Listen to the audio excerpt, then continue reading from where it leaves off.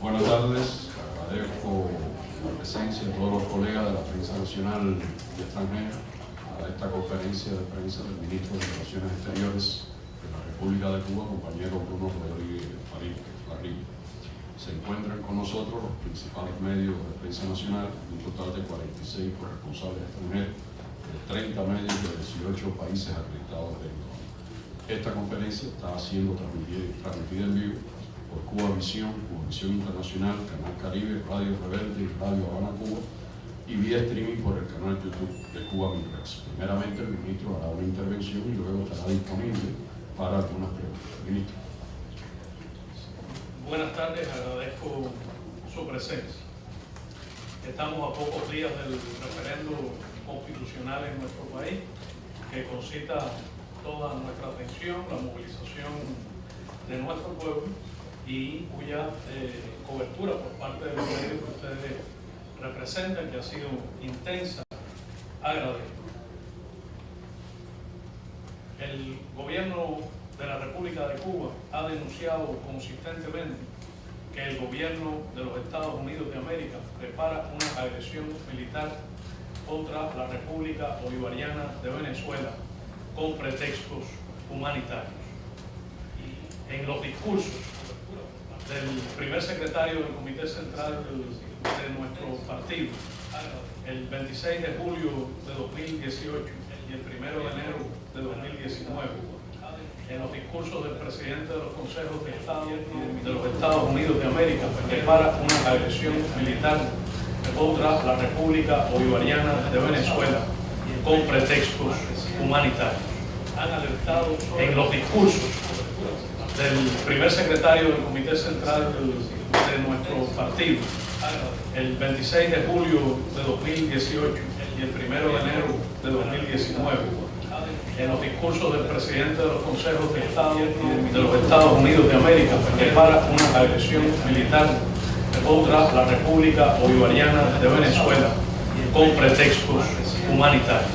Han alertado en los discursos del primer secretario del Comité Central de los vuelos de transporte militar estadounidense originados en instalaciones militares norteamericanas, desde las cuales operan unidades de fuerzas de operaciones especiales y de infantería de marina que se utilizan para realizar acciones encubiertas, incluso contra líderes o personas llamadas valiosas.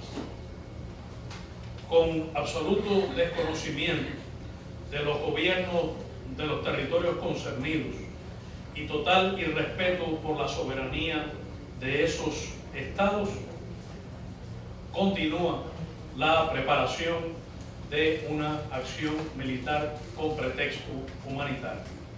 El presidente Donald Trump, ayer en la tarde, y otros altos funcionarios y voceros del gobierno estadounidense han repetido y confirmado que la opción militar está entre las que se consideran. Ayer el presidente Trump dijo: todas son posibles. Según la propia prensa de los Estados Unidos, altos mandos militares estadounidenses que no se ocupan, jamás se han ocupado de ayuda humanitaria, han tenido reuniones con políticos norteamericanos y de otras naciones y han realizado visitas a lugares evidentemente relacionados con el tema que nos ocupa. Todos asistimos a la fabricación de pretextos humanitarios. Se ha fijado una fecha límite para forzar la entrada de ayuda humanitaria mediante la fuerza, lo cual constituye por sí mismo un contrasentido. No es posible que la ayuda verdaderamente humanitaria descanse en la violencia, en la fuerza de las armas o en la violación del derecho internacional. Es una violación, este mero enfoque del derecho internacional humanitario, que revela la politización de la ayuda humanitaria, como en otros momentos se han utilizado causas nobles de reconocimiento universal como pretexto para desarrollar agresiones militares. Habría que preguntarse, ante el establecimiento de una fecha límite, ante la declaración sostenida de que la ayuda humanitaria va a penetrar de todas maneras ese día en territorio venezolano, contra la voluntad soberana de su pueblo y la decisión de su gobierno constitucional, ¿qué objetivos se persiguen? ¿Cuáles pudieran ser que no sean generar un incidente que ponga en riesgo la vida de civiles, que provoque violencia o circunstancias impredecibles? En días recientes se ha hablado de que la ayuda humanitaria podría durar meses o incluso años. Se ha dicho lo que dure la reconstrucción. Habría que preguntar a ese senador de la Florida de qué reconstrucción habla. Estamos hablando de una nación que no está en guerra ni ha sufrido una guerra, pero se sabe que es excelente negocio para las compañías estadounidenses la guerra primero para el complejo militar industrial y después la llamada reconstrucción. El gobierno de los Estados Unidos continúa ejerciendo presiones a los Estados miembros del Consejo de Seguridad de las Naciones Unidas para forzar la adopción de una resolución que sería la antesala de una intervención humanitaria. En su articulado contiene el diagnóstico de un quebrantamiento, una situación de quebrantamiento de la paz y la seguridad en esa hermana nación, e insta a todos los actores internacionales de cualquier naturaleza a utilizar las medidas necesarias. Es conocido por precedentes incluso recientes que ese lenguaje generalmente es seguido por otros, llamando a zonas de exclusión aérea, protección de civiles, establecimiento de corredores humanitarios al amparo del capítulo 7 que autoriza el uso de la fuerza. Tenemos la esperanza de que el Consejo de Seguridad de las Naciones Unidas haga prevalecer su vocación y su responsabilidad como el principal garante de la paz y la seguridad internacionales y no se preste a aventuras militares. Llamamos a sus miembros a actuar con apego al derecho internacional y a defender la paz preciosa para la humanidad, para nuestra América y también para el pueblo venezolano. El gobierno de los Estados Unidos ha inventado, ha fabricado en Washington un golpe imperialista con un presidente construido en esa capital del norte que no ha funcionado en lo interno. Podría citarse numerosas fuentes estadounidenses, medios de prensa acreditados que han dado todos los detalles de la manera en que el golpe fue articulado. Son, aún en estos momentos, brutales las presiones que ejerce el gobierno de los Estados Unidos contra otros países, tratando de forzar el reconocimiento al supuesto presidente autotitulado y proclamado por Washington, o el llamado a nuevas elecciones en la República Bolivariana de Venezuela, anulando las que legítima y constitucionalmente su pueblo ya se dio. Son conocidas las gestiones que realiza el equipo de seguridad nacional de la Casa Blanca, algunos funcionarios del Departamento de Estado y algunas embajadas estadounidenses. Está en marcha además una gran operación comunicacional y política, generalmente preludio de acciones de más envergadura de ese gobierno. Medidas económicas coercitivas unilaterales y por tanto ilegales son aplicadas crecientemente contra la hermana República de Venezuela. El embargo, el congelamiento de activos financieros en terceros países, las presiones tremendas que se producen sobre gobiernos que realizan suministros a Venezuela, incluso a la industria petrolera venezolana, las presiones sobre bancos de terceros países para impedir transacciones financieras legítimas, incluso en terceras monedas, la confiscación, prácticamente robo, de la subsidiaria de PDVSA en los Estados Unidos u otros intereses asentados en ese país. Estas medidas configuran una gruesa violación del derecho internacional y también del derecho internacional humanitario, provocan privaciones y daños humanos y son totalmente incompatibles con hipócritas llamamientos de los mismos responsables de la aplicación de esas crueles medidas a prestar ayuda humanitaria. Las cifras son obscenas. Se ha hablado de ayuda humanitaria de unos 20 millones de dólares a un país que está siendo privado de más de 30.000 millones de dólares por esas medidas arbitrarias, ilegales e injustas. El gobierno de la República de Cuba llama a la comunidad internacional a actuar en defensa de la paz, a evitar con el esfuerzo conjunto de todos, sin excepción, una intervención militar contra la República Bolivariana de Venezuela.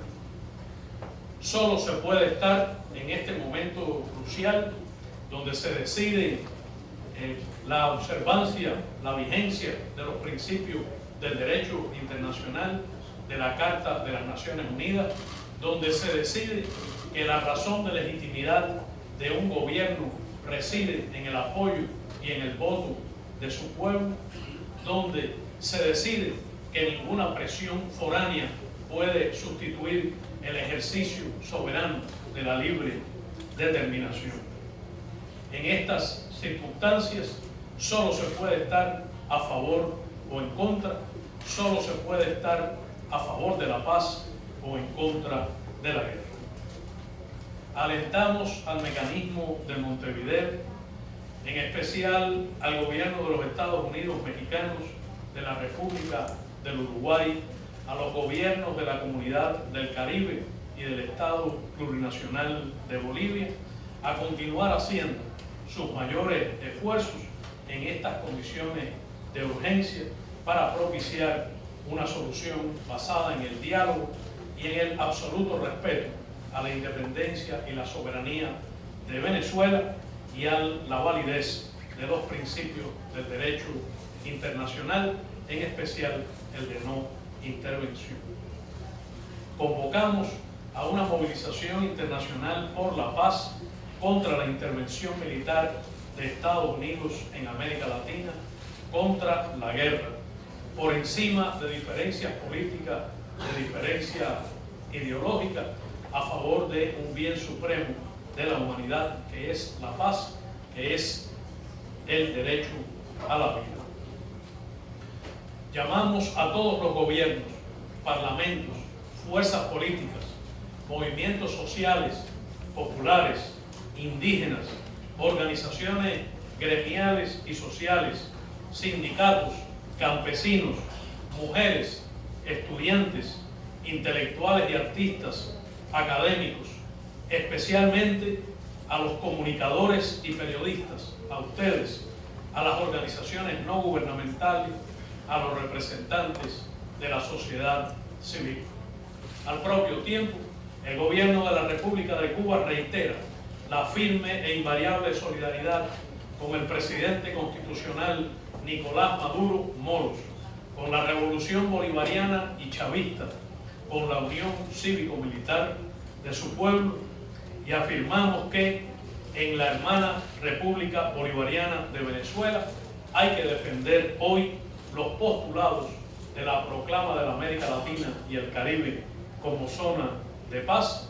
Hay que defender hoy allí la soberanía de todos, la independencia de todos y la igualdad soberana de los estados.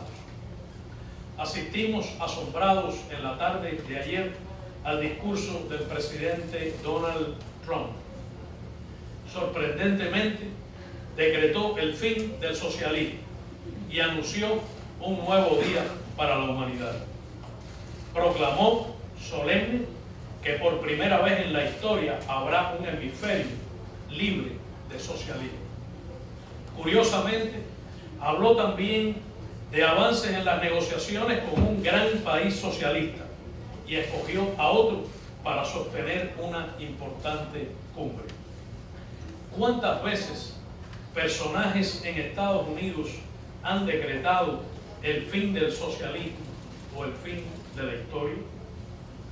El presidente Trump homenajeó a grandes líderes presentes en el evento de la Florida. Un gobernador, un par de senadores, un representante, un embajador, todos republicanos fundamentalistas. Y 5 minutos después, al parecer le avisaron o se percató de que había sido profundamente injusto al omitir el nombre de John Bolton, también allí presente. Bolton ha sido un armador de guerras durante décadas, el principal organizador del golpe de Estado en Venezuela y un abogado permanente de la opción militar. El presidente de los Estados Unidos se refirió a la dignidad humana. Al parecer olvida que es en el capitalismo y en particular en el imperialismo donde prevalece la injusticia, la explotación, la manipulación de las personas.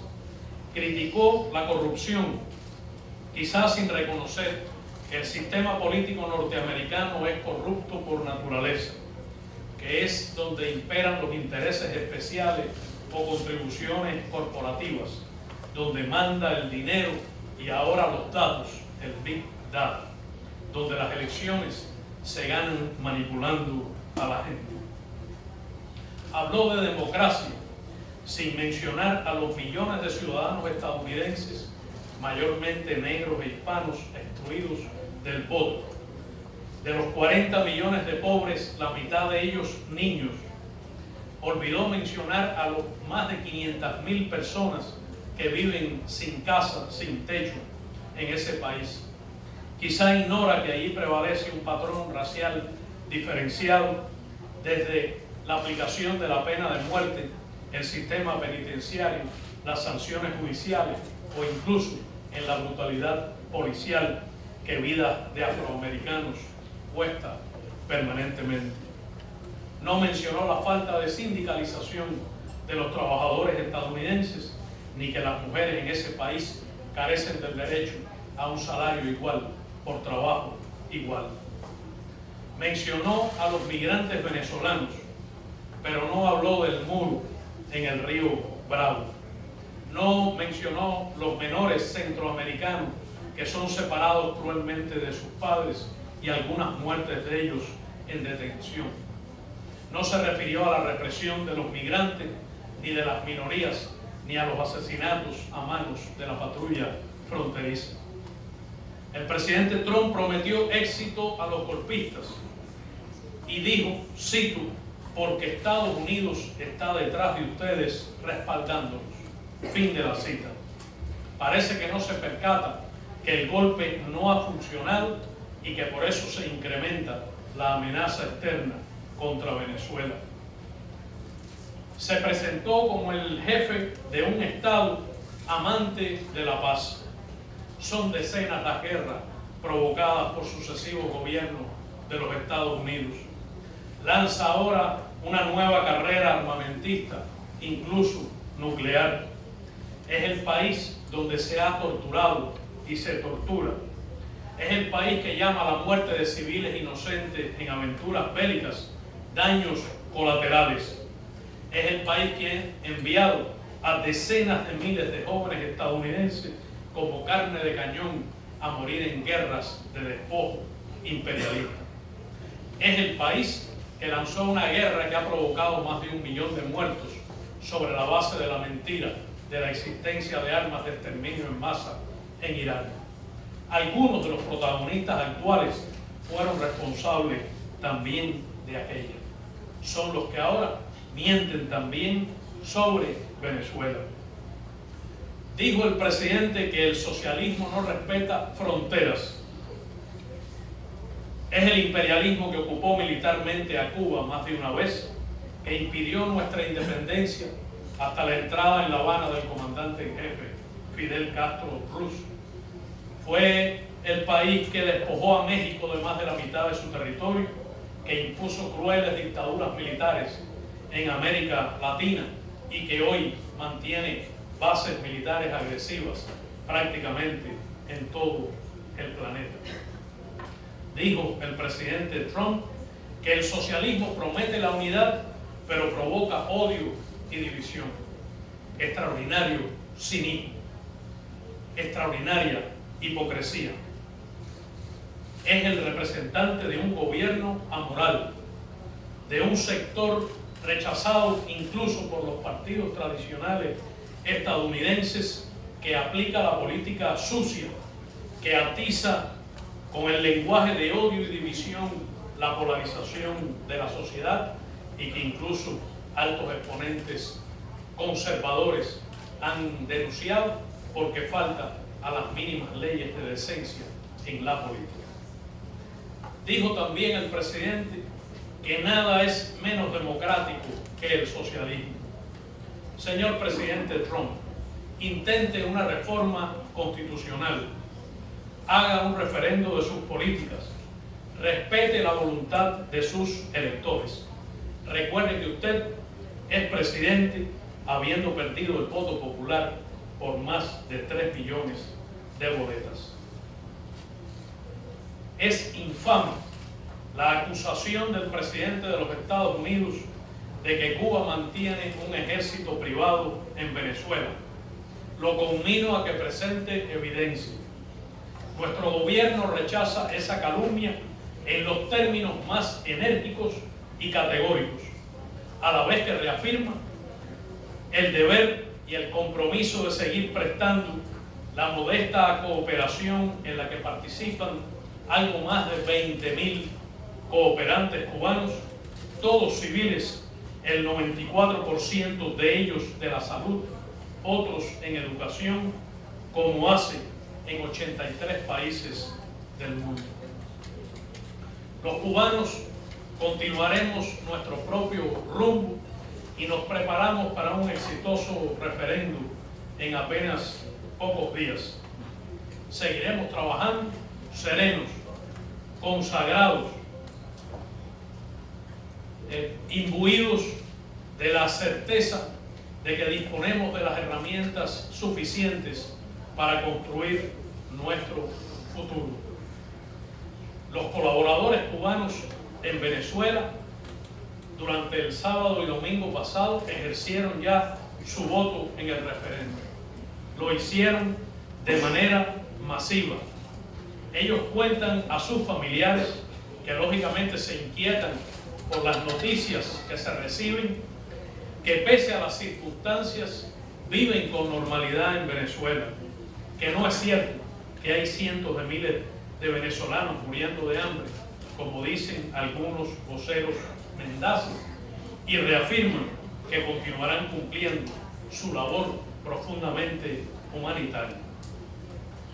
Rechazo con firmeza el intento de intimidación del presidente Trump hacia quienes de manera totalmente soberana, en ejercicio de libre determinación, hemos decidido construir y defender el socialismo, y la intimidación hacia numerosos partidos, organizaciones y personas que, amantes de la justicia, de la equidad, del desarrollo social y ambientalmente sostenible, adversarios de la explotación, del neocolonialismo, del neoliberalismo y la exclusión, han abrazado con profunda convicción las ideas socialistas y revolucionarias, bajo el convencimiento de que un mundo mejor no solo es posible, no solo es indispensable, sino que es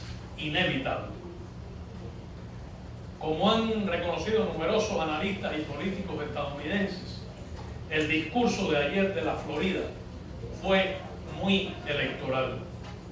Quiere intimidar no solo a las fuerzas socialistas y comunistas, sino también a los líderes demócratas, a los votantes, en especial a los jóvenes votantes inconformes con el sistema.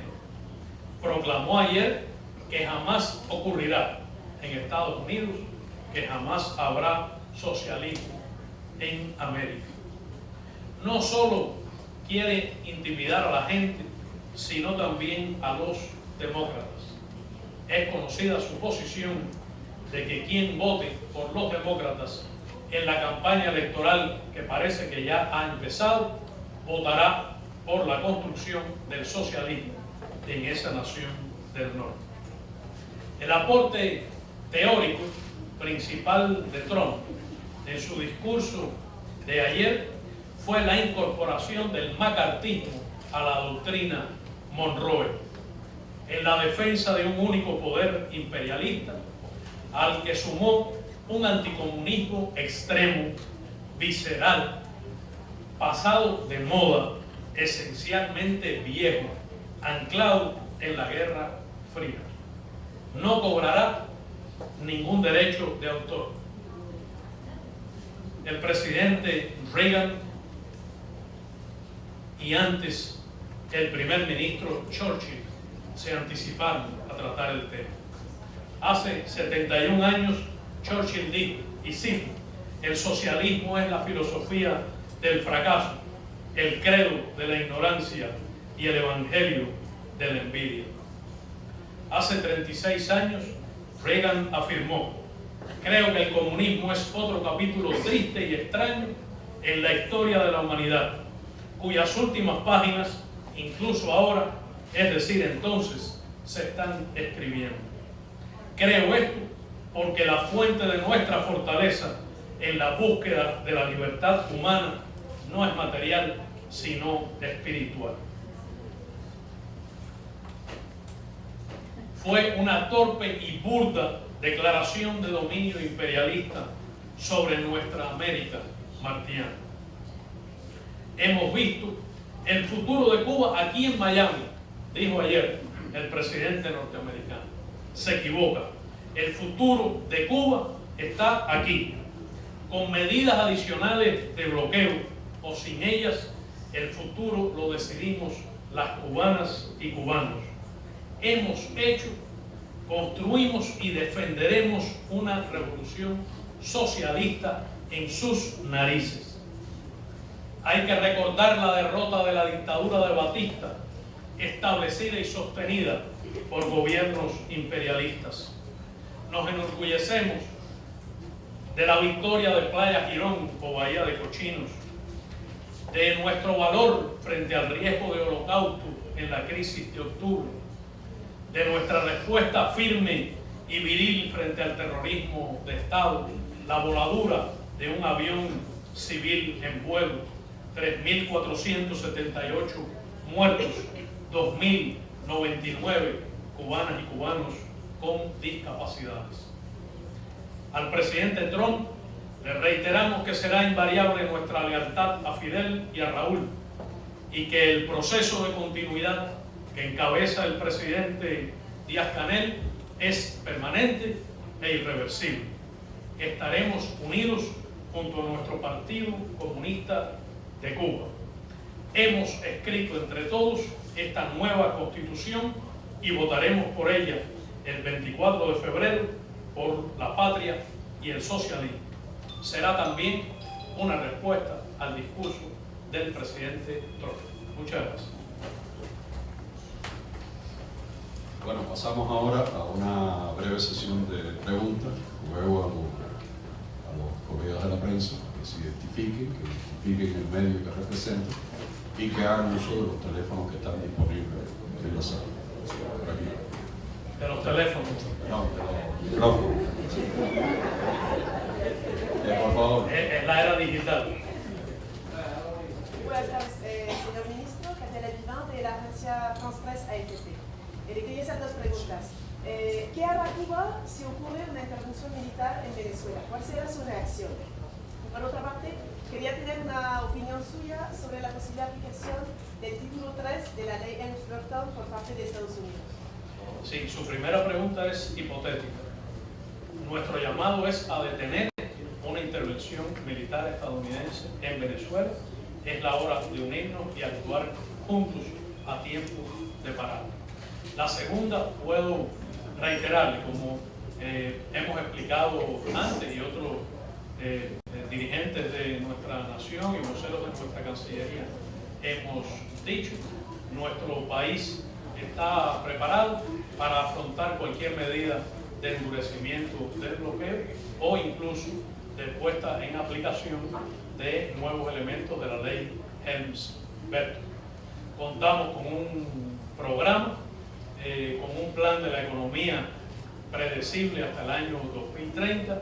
La economía cubana tiene un fuerte anclaje internacional. Nuestras relaciones económicas son diversas.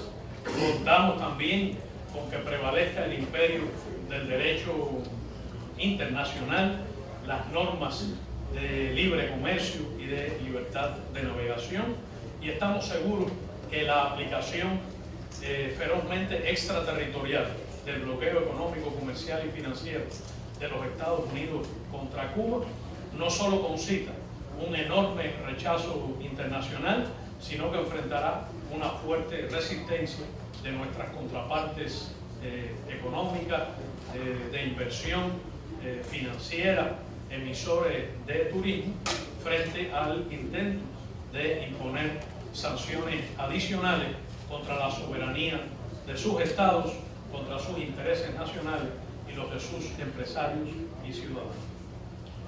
Sí, use el micrófono, si no, no se puede registrar la pregunta. El micrófono, no el teléfono. Axel Pera de ABC Miami. ¿Qué evidencia en este tiempo tiene el gobierno cubano que los Estados Unidos van un camino de intervención militar? ¿Nos podría explicar más sobre eso, por favor? Sí, muchas gracias. Puedo reiterar que cuento con todos los datos que me permiten afirmar que se están produciendo vuelos de bases estadounidenses donde operan unidades de operaciones especiales y de infantería de marina utilizadas para misiones de esta naturaleza en preparación de acciones contra Venezuela. Si usted quisiera visitar algunos aeropuertos, posiblemente podría percatarse personalmente de lo que le digo. Afirmo rotundamente que no son vuelos de ayuda humanitaria. Los gobiernos generalmente están en capacidad de obtener esta información, pero incluso sin los datos sobre los que usted pregunta, es evidente que se ha configurado una situación internacional en la que el gobierno de los Estados Unidos avanza hacia la amenaza militar. No sé cómo podría explicar usted qué significa la convocatoria a decenas de miles de personas en la frontera venezolana para hacer entrar a la fuerza ayuda humanitaria. No sé qué espera su medio de prensa que podría ocurrir en esas circunstancias. No sé cómo interpreta usted la declaración de un senador de que será necesario capital norteamericano para la reconstrucción de Venezuela. Sí, a ver. Hay un micrófono aquí.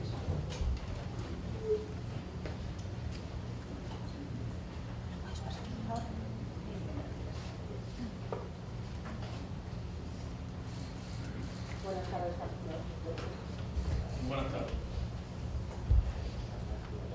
Buenas tardes, canciller. Lorena Canto, de la Agencia EFE de España.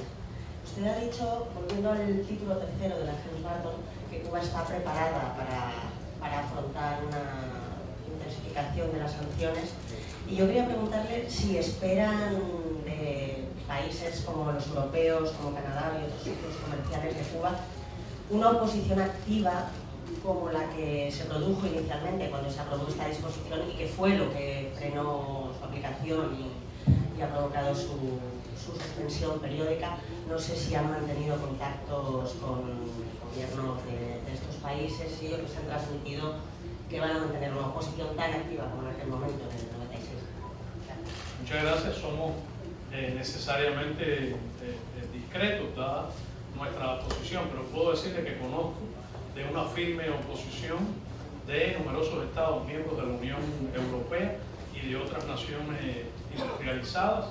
He visto algunas declaraciones, conozco también sobre ingentes intercambios diplomáticos y estoy convencido de que esas naciones van a defender no solo la soberanía de sus estados, sino su interés nacional y el interés de sus empresas y ciudadanos. Y estoy seguro que considerarán, como de hecho conozco que es su posición, inaceptable el intento de establecer formas discriminatorias a favor de las empresas estadounidenses en contra de esos intereses nacionales. Les asiste el derecho internacional, la obligación de aplicar sus propias leyes en su propio territorio, la existencia de leyes antídoto que debieran también aplicarse según su propio ordenamiento jurídico, y circunstancias internacionales, porque he escuchado declaraciones enérgicas, firmes, de numerosas contrapartes de los Estados Unidos en materia de comercio y de inversión, considerando inaceptables las políticas estadounidenses en materia de comercio, en materia de aranceles o en otros aspectos. Sergio. Sergio Gómez de Cuba Debate. El presidente Trump ayer habló en Miami como si existiese una unanimidad mundial en torno al reconocimiento de Guaidó. Existe, o mi recta aprecia, que existe tal unanimidad, y en ese mismo sentido, esta agenda de agresión heredada de John Bolton y de Marco Rubio contra Cuba que ha asumido el presidente Trump, ¿ha sido o no ha sido efectiva en lograr un aislamiento de Cuba de la comunidad internacional? Porque la última noticia que tuvimos al respecto fue un aplauso global por el restablecimiento de relaciones entre los dos países. ¿Aislamiento de Cuba o de Estados Unidos? No, si ha logrado, si ha sido efectivo esa política, en su opinión, en aislar a Cuba de esa comunidad internacional que aplaudió el restablecimiento de la relación. Bueno, uno lee en la prensa numerosas declaraciones y datos. Por mi cuenta, menos de una cuarta parte de los Estados miembros de las Naciones Unidas se inmiscuyen en los asuntos internos de Venezuela para reclamar elecciones, o de una manera o de otra reconocen al presidente made in Washington. De manera que creo que los datos son fehacientes. Conozco también de un reciente debate en el Consejo de Seguridad de las Naciones Unidas, donde el supuesto acusador devino acusado frente a una defensa del derecho internacional y de la soberanía de Venezuela por numerosos Estados miembros de las Naciones Unidas. Conozco también una reunión del Buró de Coordinación del Movimiento de Países No Alineados, que se expresó firmemente contra una aventura militar y en apoyo a la soberanía venezolana.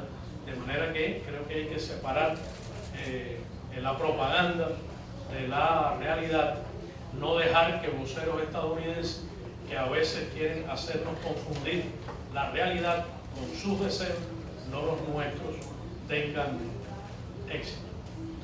Si hubiera alguna duda en relación con la situación internacional de Cuba, bastaría con repasar brevemente el acta, o más divertido, ver en video lo que aconteció el 1 de noviembre en la Asamblea General de Naciones Unidas. 10 votaciones prácticamente unánimes dejaron aislado al gobierno de los Estados Unidos, que se obcega todavía en un bloqueo genocida.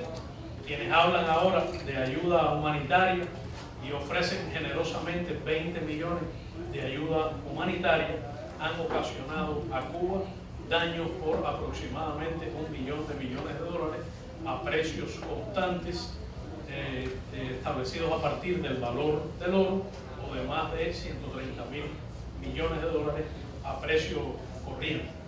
Los daños del bloqueo, como se ha dicho, calculados de una manera escrupulosa y con una metodología internacionalmente auditable, reflejan que sin ellos Cuba habría crecido en la última década a un promedio de 10% anual. Yo creo que está totalmente claro que el gobierno de los Estados Unidos, en su intento de aislar a Cuba, ha resultado profundamente aislado.